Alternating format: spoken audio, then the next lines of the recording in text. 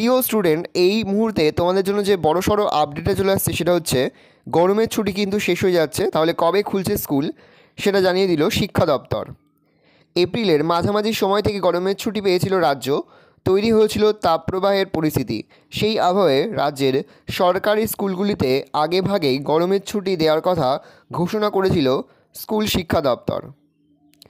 তাপপ্রবাহের কারণে রাজ্যের সরকারি স্কুলগুলিতে আগেভাগেই দেওয়া হয়েছিল গরমের ছুটি শেষ করে কবে খুলছে স্কুল এবার জানিয়ে দিল মধ্যশিক্ষা পর্ষদ।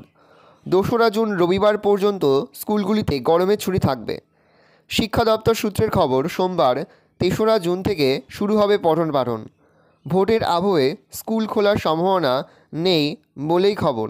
অর্থাৎ তোমরা বুঝতেই পারছো যে 3রা জুন থেকে কিন্তু তোমাদের খুলে যাচ্ছে স্কুল। এপ্রিলের মাঝামাঝি সময় থেকে গরম বৃদ্ধি পেয়েছিল রাজ্যে। তৈরি হয়েছিল তাপপ্রবাহের পরিস্থিতি। সেই আবহে রাজ্যের সরকারি স্কুলগুলিতে আগেভাগে গরমের ছুটি দেওয়ার কথা ঘোষণা করেছিল স্কুল শিক্ষা দপ্তর। 22 এপ্রিল থেকে রাজ্যের সরকারি স্কুলে ছুটি দেওয়া হয়েছিল, যদিও স্কুল কবে খুলবে তা কখনো জানানো হয়নি।